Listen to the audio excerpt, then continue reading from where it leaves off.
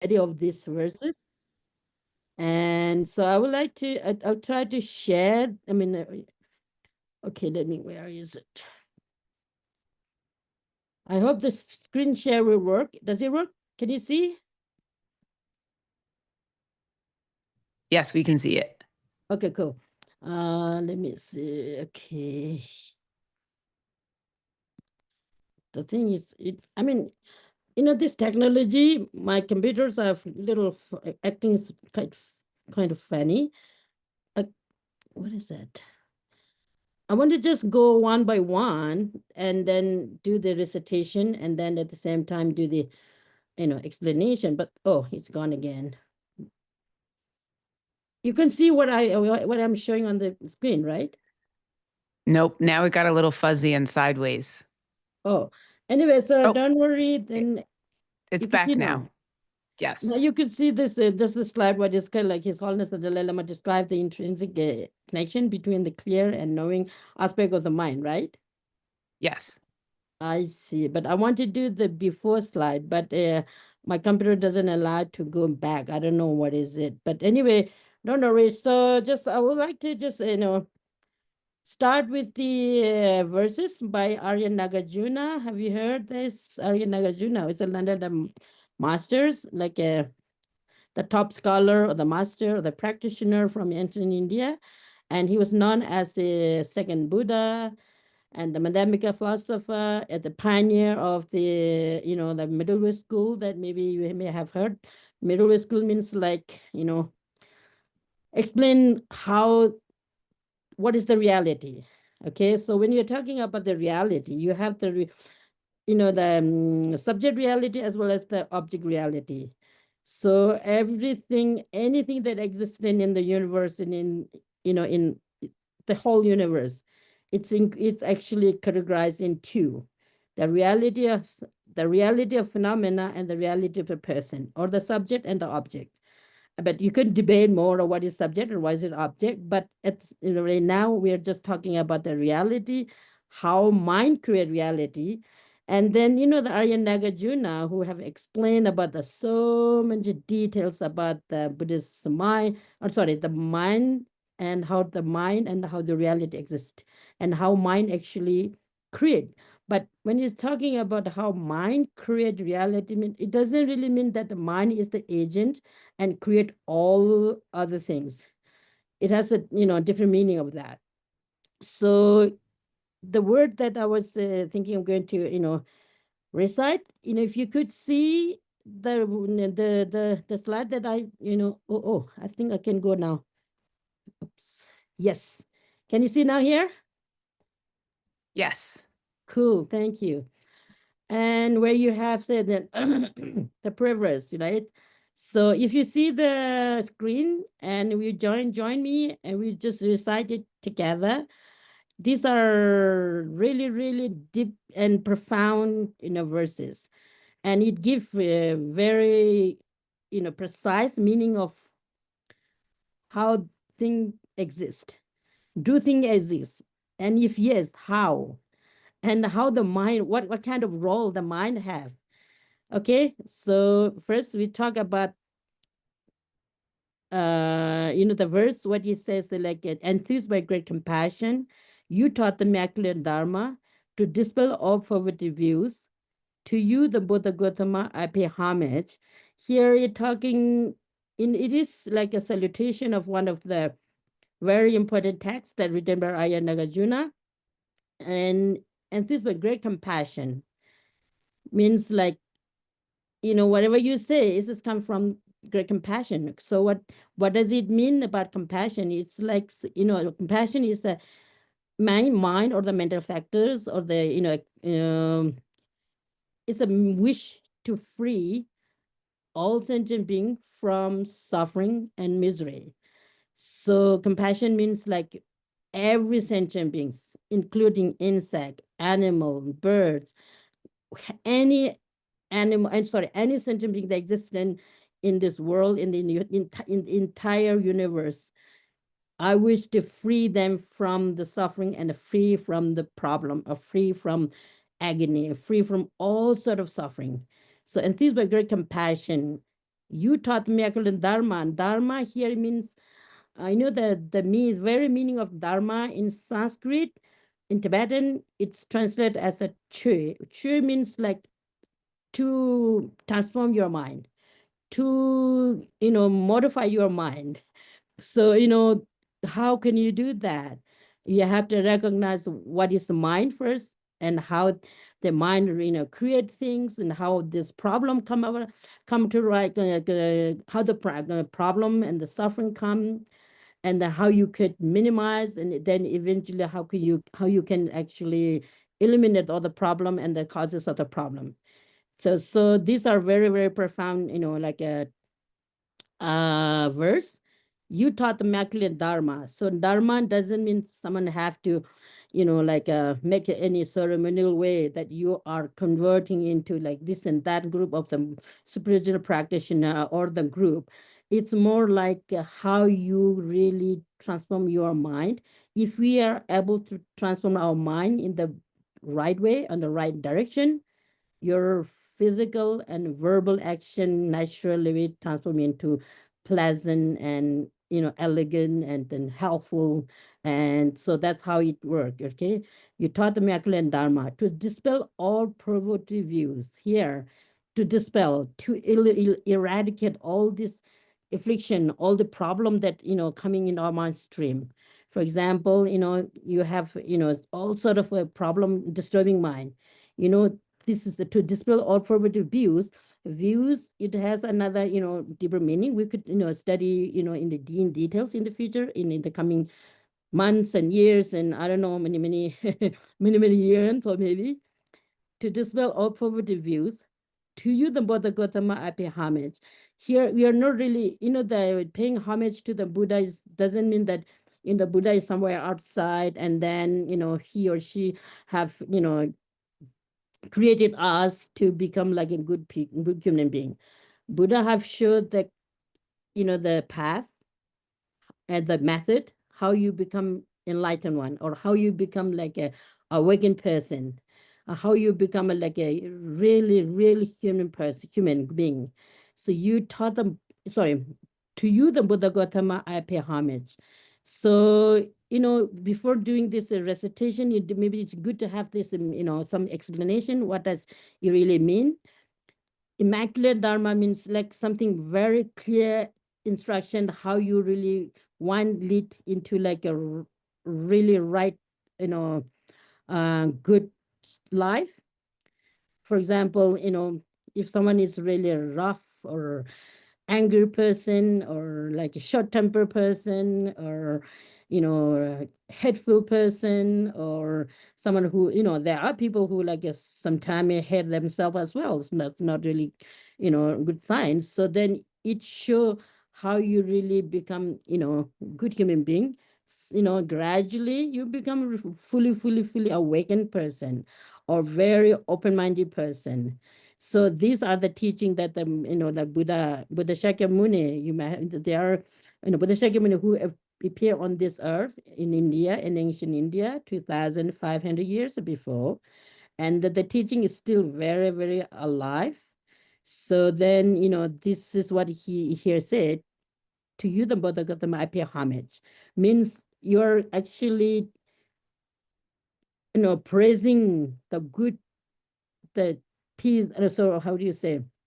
Symbol of peace and compassion. Even though you just see the pictures of the Buddha, it gives some kind of peace of mind, and comes some kind of coolness to yourself. So because of, why it is happening, because of the compassion, because of the loving kindness, there's an unbiased thinking, unbiased, path that he have showed. Okay. And then the second verse: the one who has transformed into reliable guide, motivated by altruism to benefit sentient beings, the teacher, Sugata, and protector, to you I make prostration. Another same thing: the one who has transformed into reliable guide means, enlightened being. You could be Buddha, it could be Jesus Christ, it could be Mahavir. In the world today, or in the past, where you have many different religions play a crucial role, crucial kind of instruction given to the human kind, how that lead us to like a nice or better life.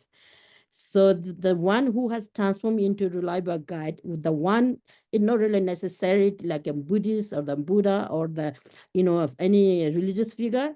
It's more like those who are really serving humanity as a whole, working very hard to transform individual, family, community, and then slowly national level, international level, try to transform this, the whole kind of a community into peaceful and friendly.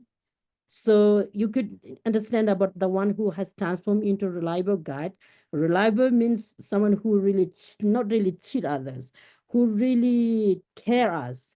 The one who has transformed into reliable guide. Guide means the one who is showing us the path. For example, parents, look after their children like they do everything. Sorry, they do everything they can for the children to grow not only physically but also mentally, right? Here we are talking more about the mind. So the mind is the chief. That's why Buddhist psychology, ancient Indian psychology, or any ancient wisdom in the world that exists, I believe this is really, it provide us really good kind of instruction how to you really like how to one lead their life in proper way, more like human way. So when you're talking when you're reciting this word verses, it's not really like for those who are claiming as a Buddhist or the Hinduism or the Christianity. It's more like talking on the humanity as in general. The one who has transformed into reliable God, motivated by altruism to benefit sentient beings.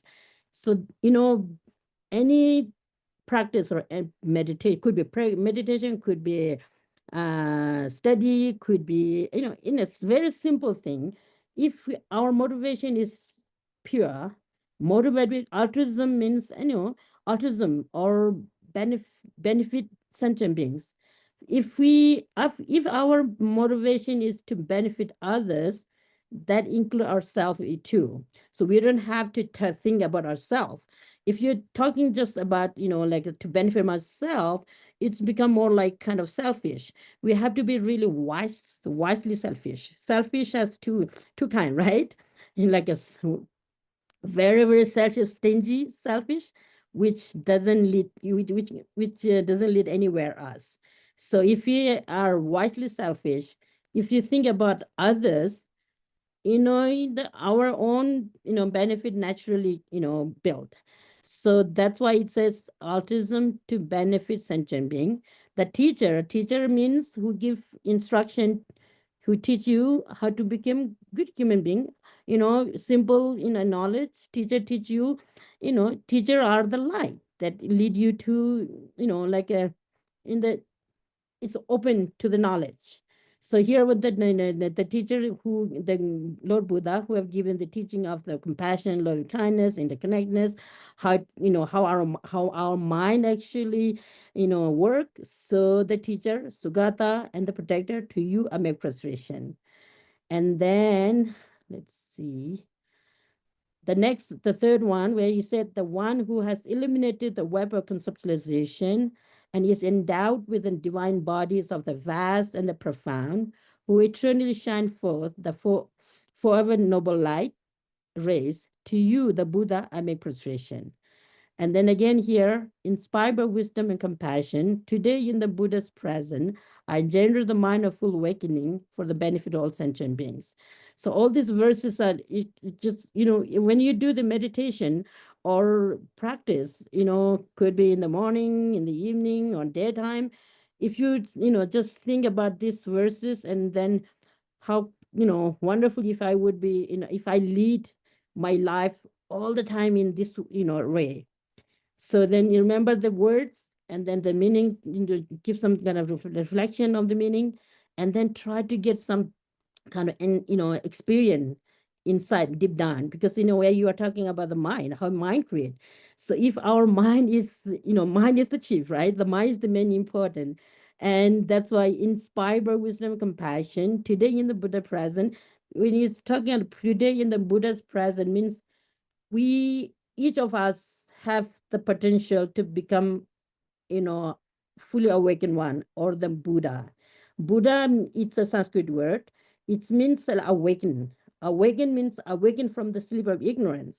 Ignorance means that, you lead, if you do not really, if you don't know the reality as it is, and then the whole problem, the whole, complication, the disturbance, everything come up because of ignorance, because we don't know the reality as, how it exists. Okay, so inspired by wisdom and compassion, so that these two are like two wings. If the birds, fly into the sky, the birds need to have the two wings. If he or she don't have one of the wings, he or she will be fall down. It's the same thing. We need both wisdom and compassion. Wisdom is a skill. Wisdom is the knowledge, and then the compassion is a skill. Okay, another word we talk about the method and wisdom.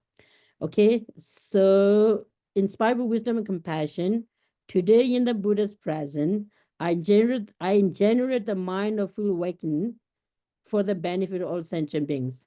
So it's not really just a praying, and just not really like a asking somebody to change your mind.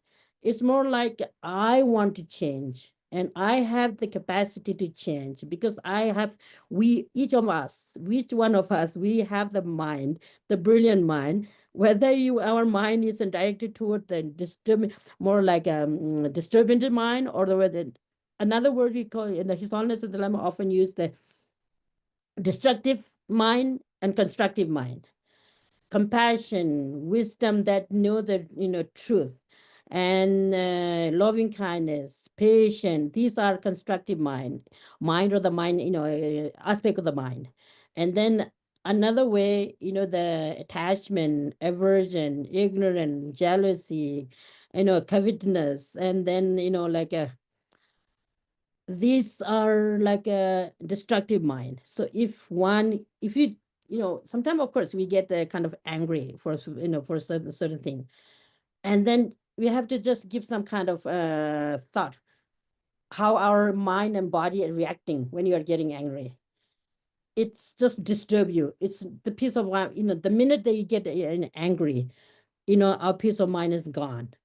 So that's how what it means of how mind create reality. So reality could be, there are many different realities are there. I don't want to go to this kind of the ultimate thing, but more like a very simple daily everyday life reality, which when you feel like if you live in the family where you have so many harmonies are there, everyone is supportive each other, everyone is like smiling, genuinely smiling each other and helping each other, the whole environment is like we could create a very conducive and very in a pleasant environment. So that's how our mind actually create. Of course, in a physical external thing like a material thing, they could give like a certain degree of comfort for our mind and body, but main thing is the mind. If your mind is peace and happy, and if your mind is content, no matter where you are, whether you are in a five-star hotel, or whether you are in, like stay in a compound, or whether you are sitting under a body tree and under like a just mixed shifted sort of house, if your mind is like a content, we will be really happy. We can make some kind of test by ourselves. Okay, and these are kind of meaning that we have here. And then now let's go. Okay, this words actually the last time I actually recited, I think you have heard it, right? The Dhammapada say, mind is the chief and precede them all. If with pure mind one acts or speak, misery follow like a cart following the ox. So it's actually this quotation is coming from the Buddha himself. And mind is the chief means like not everything's created in mind. I mean, the another topics where you have the karma, and everything created by karma. Okay, so here this one it's talking like mind is the chief and precede them all. with pure mind, one act or speak, misery, with impure mind, one acts or speak, misery flow like a cart following the ox. So it's very much kind of practical, statement. So, but of course you have to dig much much much deeper, and we can study more. What does it really mean? Mine is the chief. Does it mean my table, my clothes, my books, my iPad, my phone, my the laptop, this is created by mine or not? Of course, it's created by human being, and then you have the mind have to plan. Our mind play a crucial role to planning, to resemble things and create a thing. You have engineer, you have tech, like IT people, you have, business people who create it, right? So, but whatever, whatever you are doing is followed by the mind, okay? And this is the one tradition that you have. And then let me see this one. Here, I was thinking about God to just say, when you do certain meditation, meditation have two types: analytical meditation and then single point of meditation, or another word you call like a shamatha and vipassana. Shamatha meditation, where you do, is more like cooling your mind, and it has many body posture, focal point, and then the like a wrong thing, or I mean, sorry, the obstacle that occur in while you're doing the shamatha meditation, and how do you really overcome the how do you overcome the obstacle. And then vipassana, or Lhadron in Tibetan, where you do the analytical meditation. You do a lot of analyzing. So here, how mind create reality, the reality created by the mind, we can change our reality by changing our mind. So it's just a kind of set statement. Reality created by mind means, and here this the sentence, reality is created by the mind. We can change our reality by changing our mind. So the reality have external reality and then inner. And then what is the reality? Why we need to change ourselves? And how can we change ourselves? What we can achieve by transform the mind? What are what are some of the key factors to change our minds, ourselves, our mind? If you change our mind, change means transform our mind. Transforming mind means like, okay, first let's see what is reality. Anybody have any idea what does it mean? Maybe you can unmute and say what is reality. Do you get any kind of idea what does it mean? If you have any idea, if you are, you could say what is reality. I was just telling at the very beginning about reality could have different way of explanation explaining.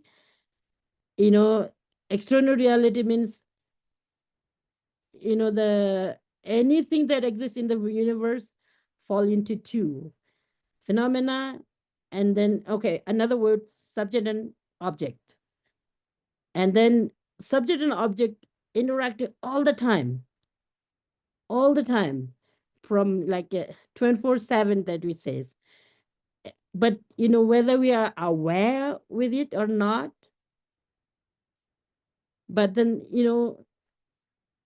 it is more like a philosophical kind of question also, but it's also very practical and very simple too.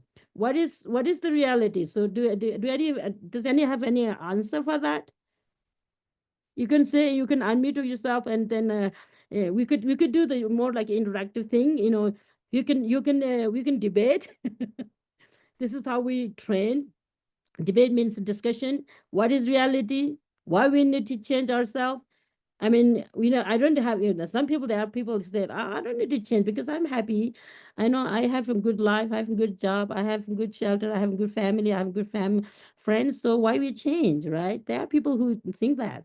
And then there are people who think, oh, you need to change. Change mean, you could change into the wrong way, or you could change into the right way, right? And that you need to find out, the the very, here, what is reality is like is a much deeper meaning out there. the nature of the mind, the nature of the reality of the external thing. For example, external thing could have like a form, sound, like a five, they are, we call it five visual, on the five object, and then the five, five or six object, and then the five or six subject, which mean like, we are talking here mind and mental factors. So we have six primary minds, and then 51 or 52, mental factors, or the, mental factor, we call the mental faculties or mental factors, and the aspect of the mind. All right? Can you hear me or not? Yes, yes, we Oh, can hear good. you. Thank you. Okay, you think about it, okay? What is the reality and why we need to change? Why we need to change? Because, the reason is we all want happy, good, and harmonious society. And then if there's not really, if this is not happening in our society, if the, like a happy, harmonious, compassionate, if it is not happening individual level to like a, international level, then we need to change something. And then how we can change, we may have like a, how to change, or how to, transform. It may have like a large scale, small scale, individual level, family level, and then, like a wider, society level. So why we need to change? Because we all want to be happy, not misery. We all wanted to be right, and we all wanted to be a good life, not really right, like difficult life. We all wanted to be friendly, not really enemy. And then how, why, these things are happening?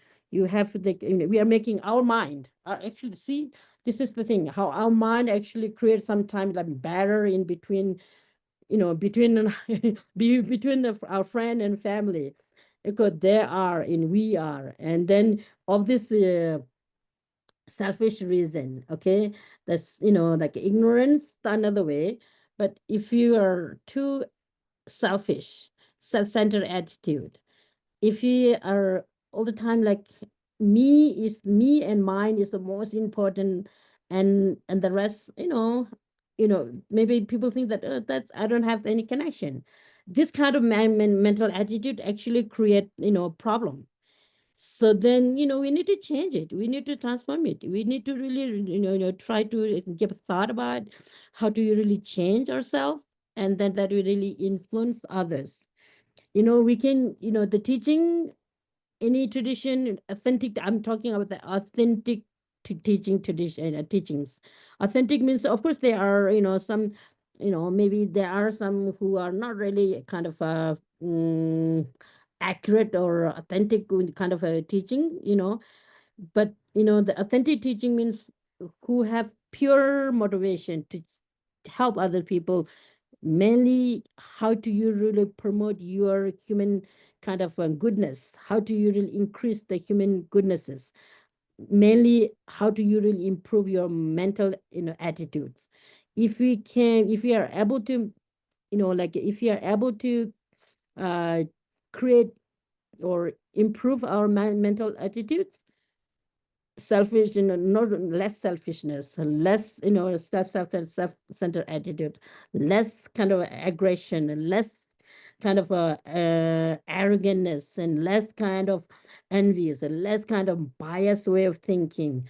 Recognizing I am biased, I'm dishonest, by accepting our own weaknesses, and then how do you really, minimize, and how do you really, rid of the, like weaknesses of our mind, and how do you really increase, how do you really cultivate, increase the goodnesses of our mind. So, why we need to change, mean, of course, we need all that. The answer is everybody want a happy life, and everybody want to be good life.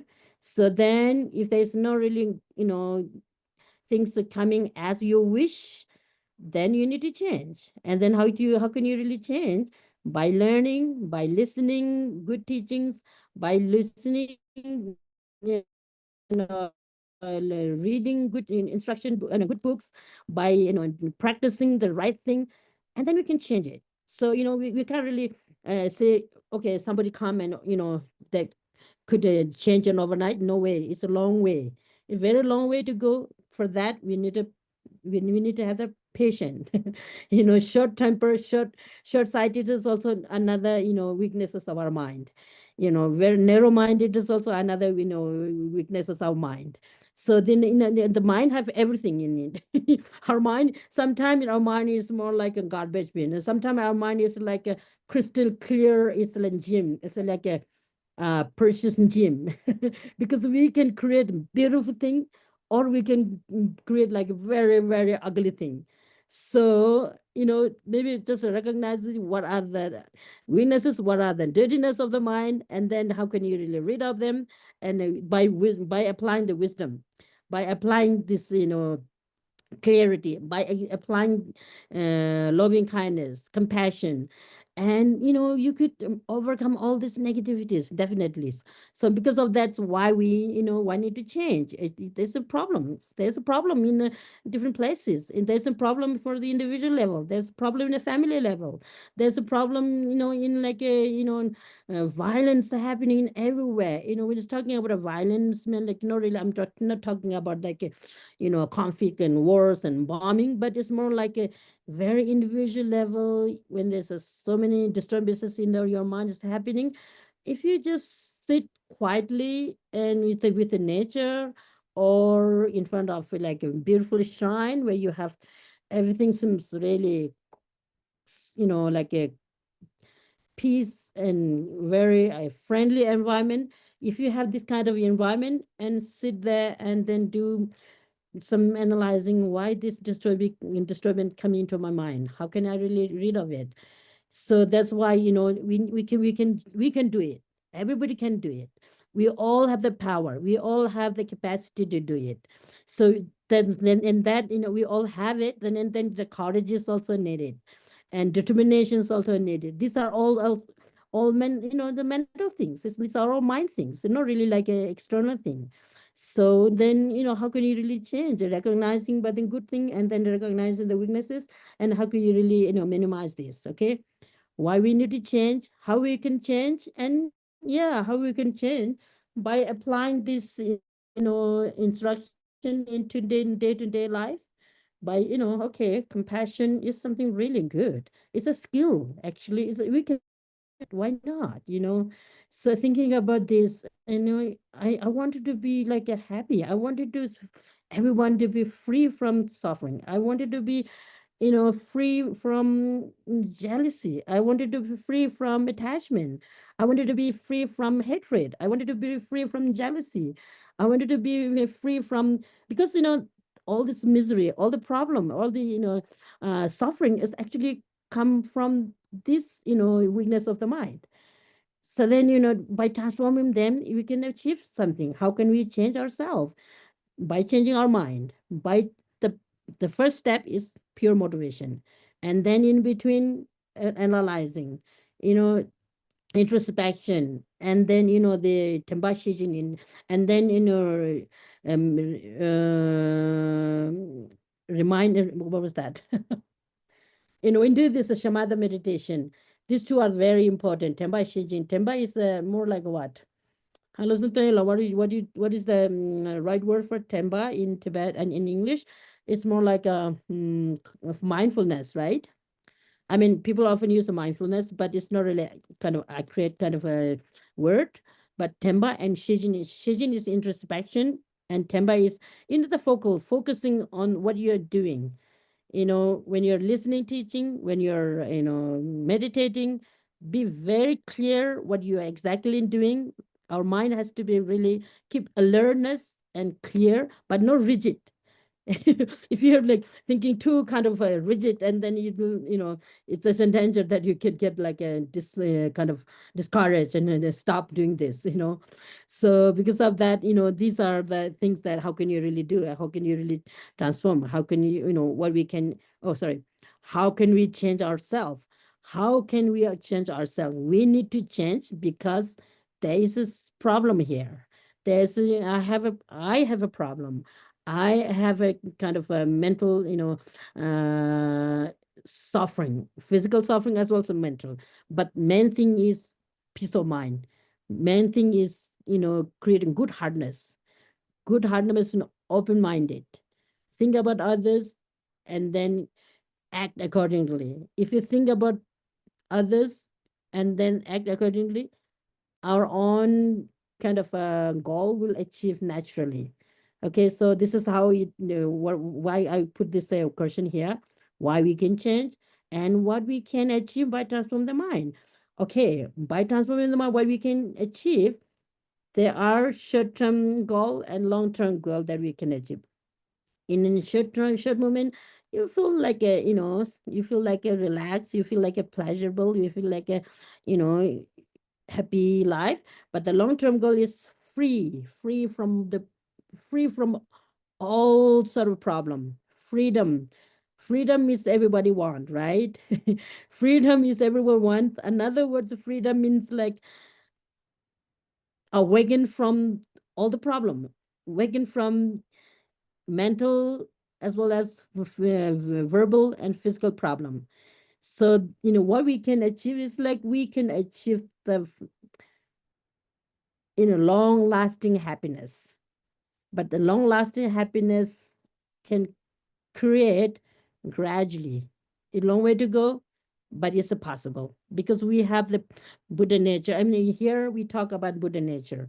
Buddha nature means we have a capacity. Our mind has the capacity to transform into, fully awaken and fully, like a great compassion. Our mind have the capacity to create great compassion. Our mind have the capacity to become completely loving person. Our mind have the capacity to become, like a completely rid of the impatient. Our mind have capacity to rid of all the negativities like in jealousy and competitiveness thinking and hurtful thinking. These Our mind have these things. So because of that, I just saw that today. I know we went for like a there's a nunnery called Tuesam Ling International Nunnery for foreigner in Dharamsala. And we had a Christmas lunch today. And a friend actually distributed like some short quotation. It says like, if you truly love yourself, you will never hurt others.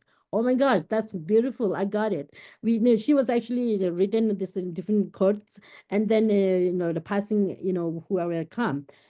Oh, this is great in an insight. I thought that if you truly love yourself, you will never hurt others. You know, so this is just a very simple statement, but if you wisely love yourself, you truly love yourself, we will never hurt others. We will never harm others. If you harm others, if you hurt others, you know sooner or later we will suffer. So because of that, we need to change, right? And then how we can change? By educating. How do you really build up how do you increase the you know goodnesses, and how could you really how could you really minimize and eventually eradicate the wrong thinking and then the affliction of the dirty, the mental dirt.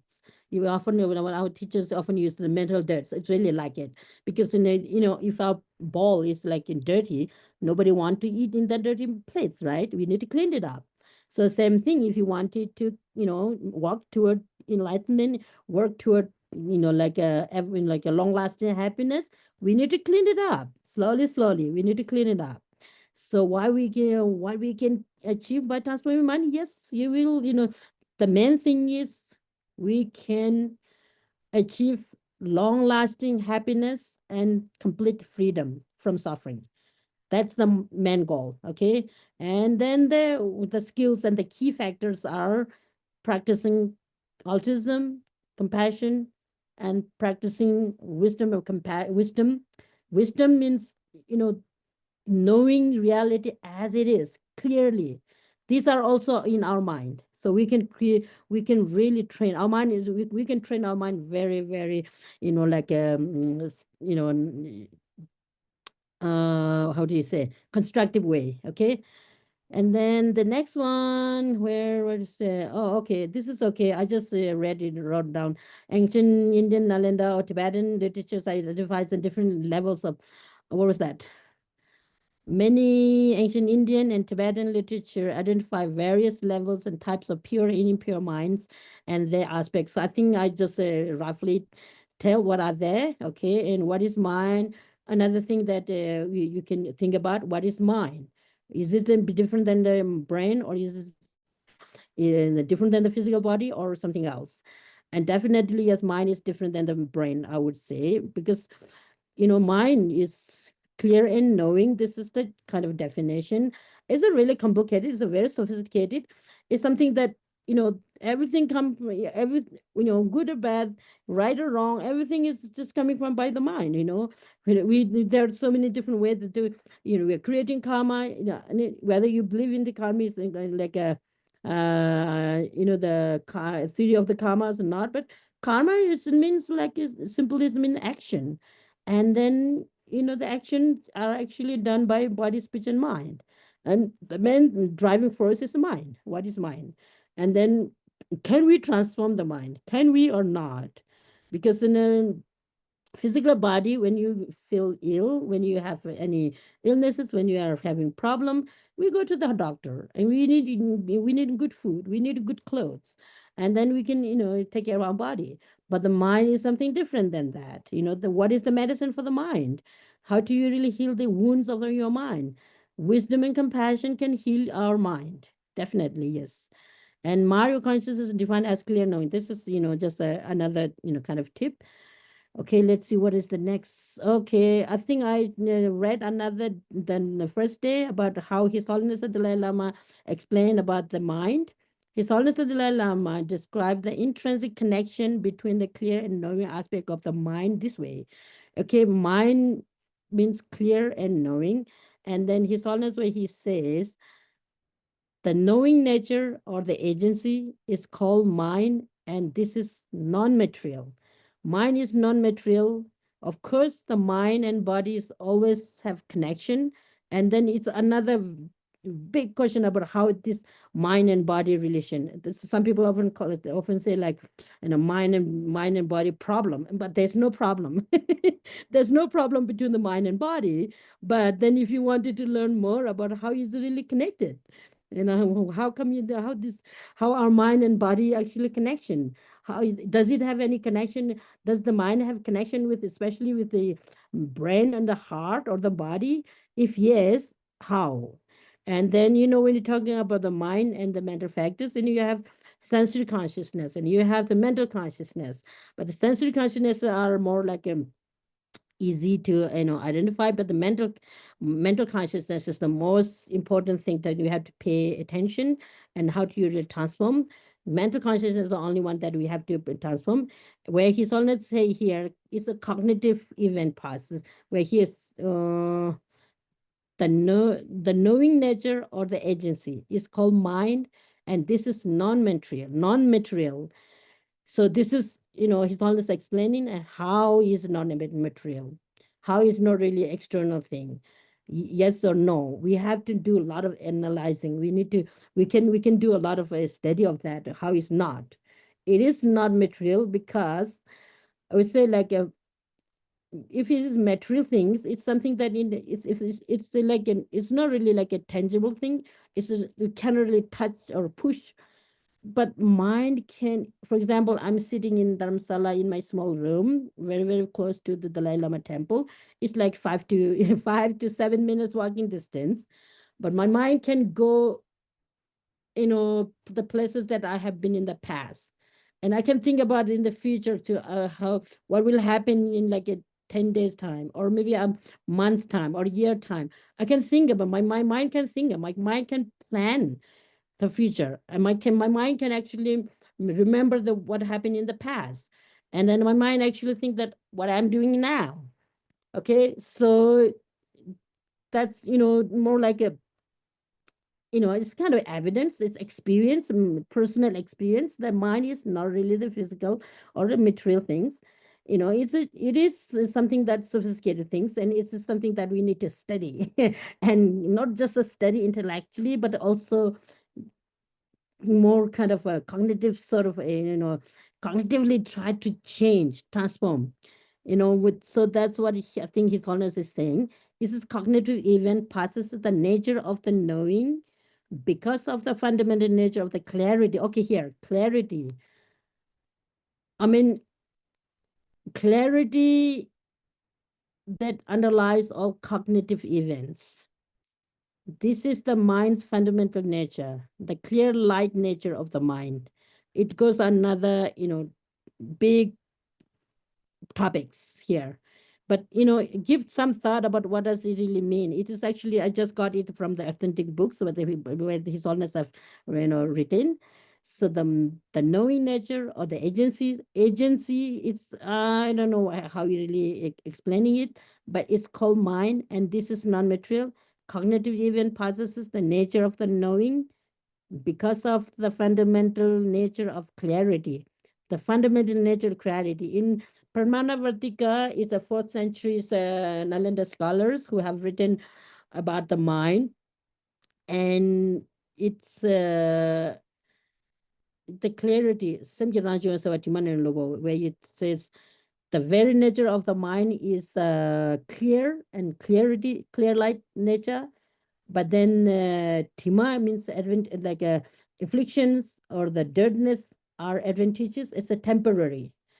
It's they are exist in temporarily within our mind stream.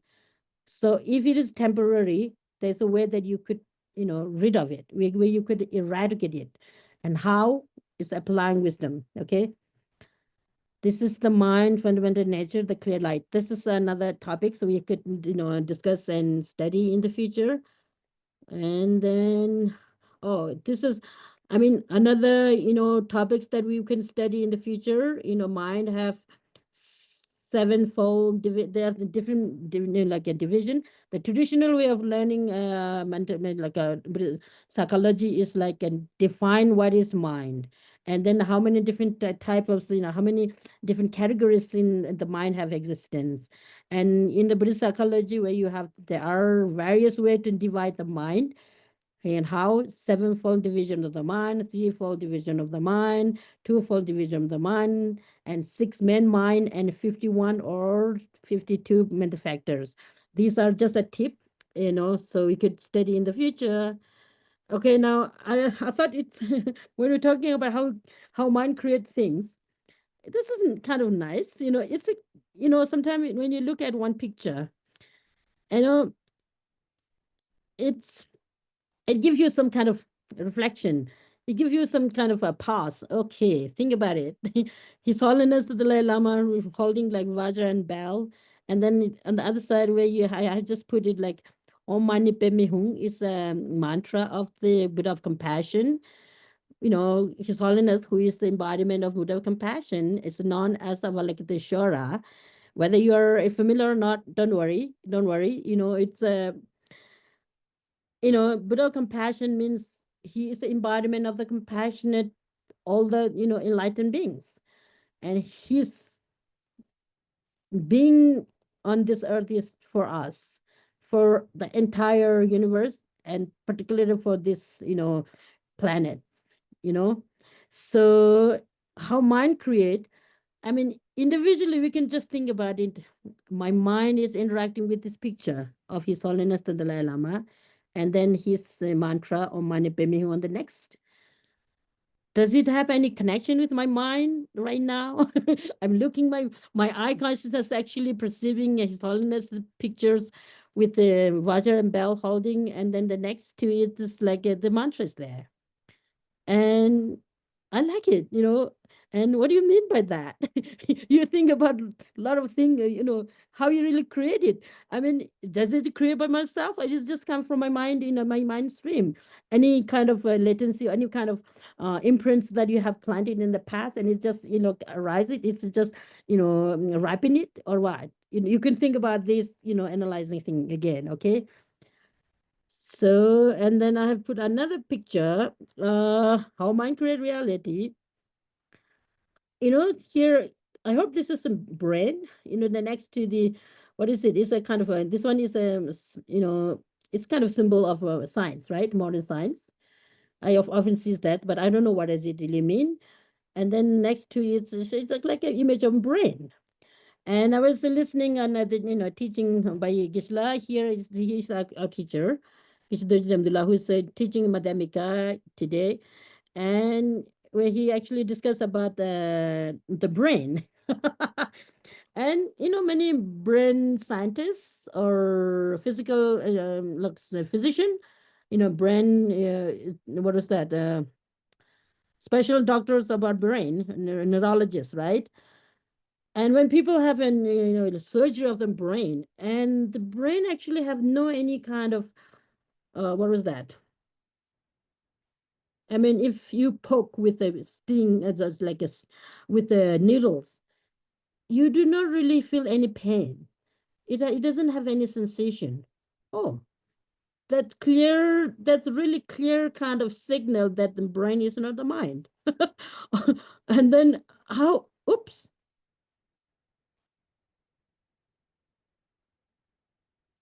Hello. We can still see it. Oh, interesting. What happened to my screen? My screen is so funny. Oh, okay. Okay. And yeah, I actually heard about that too in the past. I was attending some science workshop, and they said when you do like a brain surgery, you can just pick it up. You can just open your our skull, and you can pick it up this brain, and you can just make it like a torma, sculpture. That's so interesting. And when you did in when the neuroscientists kind of many neuroscientists view, the brain is everything projected by the brain. But then here in the ancient philosophy said everything projected by the mind. And it's so interesting. And I was just thinking about how this brain work. It was so funny, I mean, of course, it's really, really sophisticated things to know about the brain, all this sensation. I often think about, this brain must have some kind of connection with the sensory, mental, the sensory consciousness.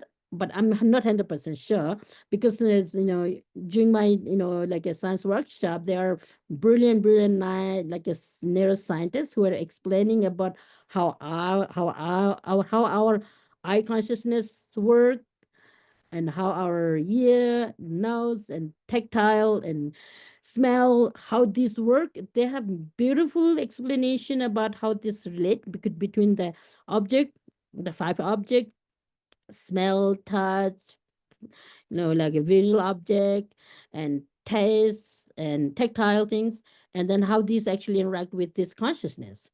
And they explain a lot of with the brain. But in Buddhist psychology, in Buddhist, like explanation is more like the mind. Okay, so these are nice kind of a picture. Whether these are created by our mind or not. Yes, more or less, indirectly, they're created by my mind. Created by our mind doesn't mean like we impute it. We actually project it. It's the mind is projected. It's not really like the mind is the cause and then the object is the result. It's not like that. Okay, now, and the next one, this is nice. It's, butterfly, good morning, nice, pictures. And then this is, like the verse, it's come from, it is from the Buddhas, it's a sutra. The various delightful flowers blossom, and the sparkling spring golden embodies stand so alluring, for none of these is there a creator. They are posited by the power of the thought. It is through the conceptualization that the world is impeded. So here mind have conceptual and non-conceptual. So, anything that appear to you beautiful or not beautiful, attractive or non-attractive, these are all actually coming from our mind. And there's nothing that 100% like delightful externally. For example, if do you like this butterflies. It looks nice. It looks nice. Whether it's a beautiful, it's a really, really beautiful, or exaggerating how our mind actually project. It's a beautiful. It's a very beautiful. Here we in the text explaining about, the object appeared to you, it exists from there.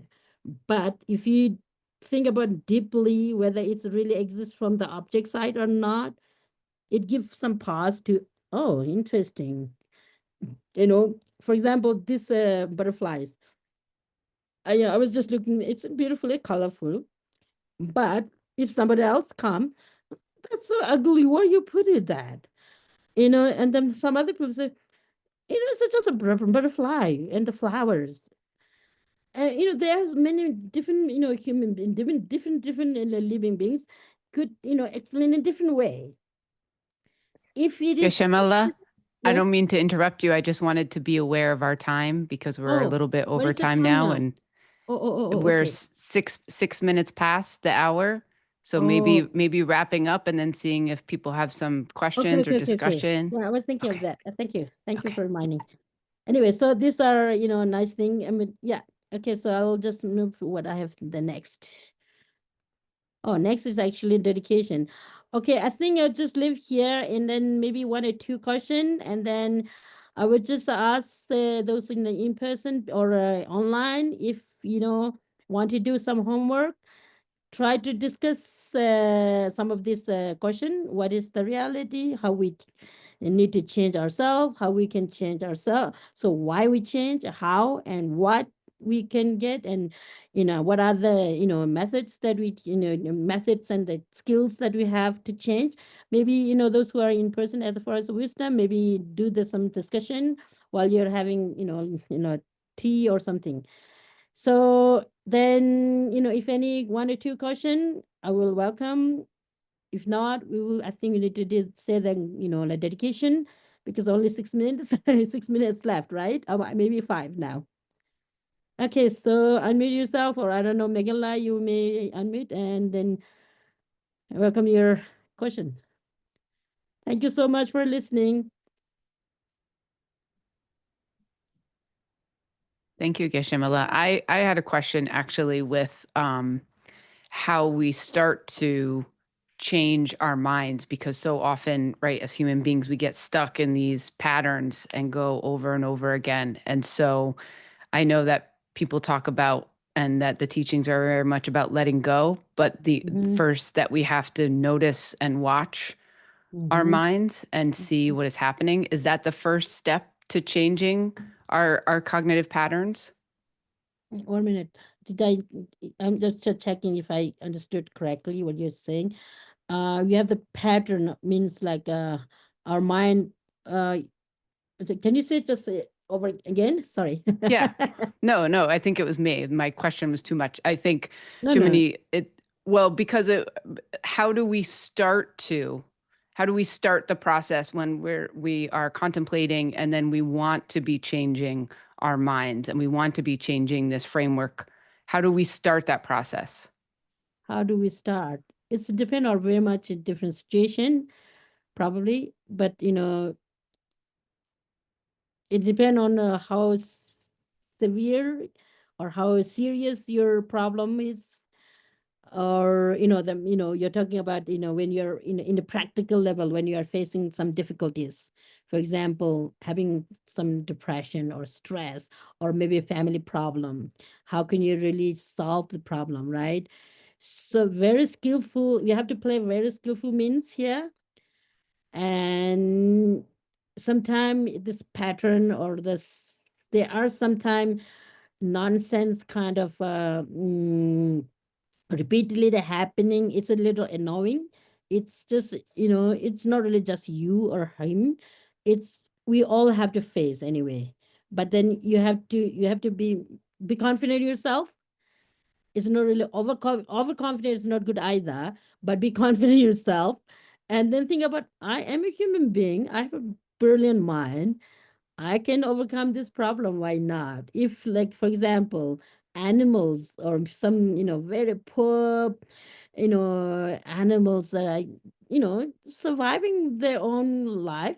But we are human being. We have the beautiful mind. We can change it.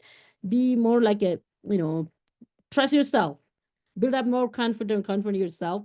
And then how do you really do?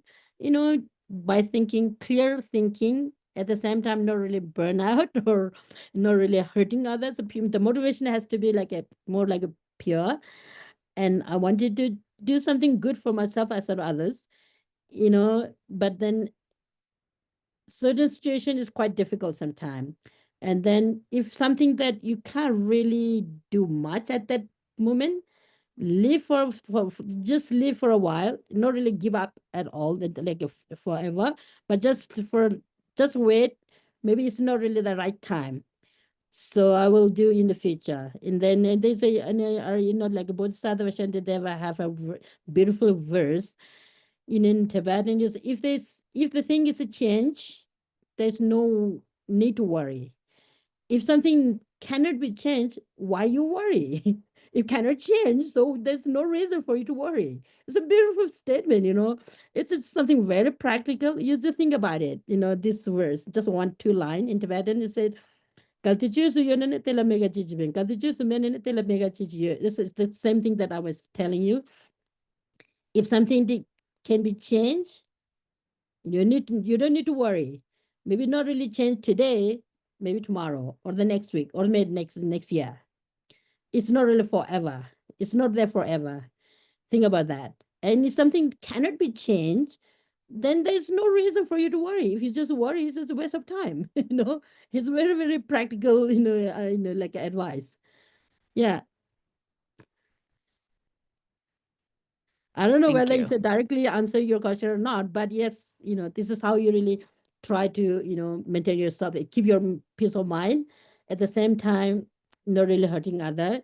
And if something is not really, coming up as we wish, but we can't really make everything, what we want, because Mm. it's a long process, especially like a transforming mind take time, and it take time. And then but you don't have to hurry up too much kind of hurry, or too much kind of a rigid way of thinking is also like a kind of a, it could cause you to like give up or like completely discourage, and I'm doing something else. And what else you do, drinking, gambling, that doesn't give much kind of like a you know satisfaction. Maybe temporarily you're enjoying, but at the end you're suffer, right? So it's good to just look something more constructive and more kind of long lasting solution. Yeah. Any other question? Maybe we're not really whether we have time or not. If not, I will do the dedication prayer together. The image, Geshema, of your slide is again blurry. Oh, is it clear That's now? it. Okay, Yeah, cool. thank you. Okay, so we'll do the dedication. We all together do, okay? We could recite. Oops, 1 minute. Yeah, we all can recite together. Okay, I'll just do it, and then I'll lead. In the land circled by snow mountains, you are the source of all happiness and good. All power and existence in Gyatso, please remain until samsara ends. Just as the brave Manjushri and some of the Bhadra too realize things as they are, also I dedicate all these merits in the best way that I may follow their perfect example. I dedicate all these roots of virtues with the dedication praise as the Buddhas who appear in the three times, so that I may perform the noble Bodhisattva's deeds. Okay, so thank you so much. I think we finish our session today. Thank you for coming. And those who are in person at the Forest of Wisdom, so please, do the discussion on this two slide. I actually WhatsApp to Melinda. You know, it has many, but just maybe go for the what was that? This 5 questions. Okay. Thank you, Ajahn, thank Geshema. you. Thank you. Thank you. Thank you. Thank you. Stay warm. Yeah. So much. Thank you. Bye-bye. Thank you very much, Geshela. Bye-bye. Oh, thank you. Good to see you, Hansla. You are expert. I don't know why you're coming, but we tried to practice together. Right? I'm no expert, just a student. Oh, good. Yeah. Good to see you. All right. Okay. Good to see you. Thank you. Bye-bye.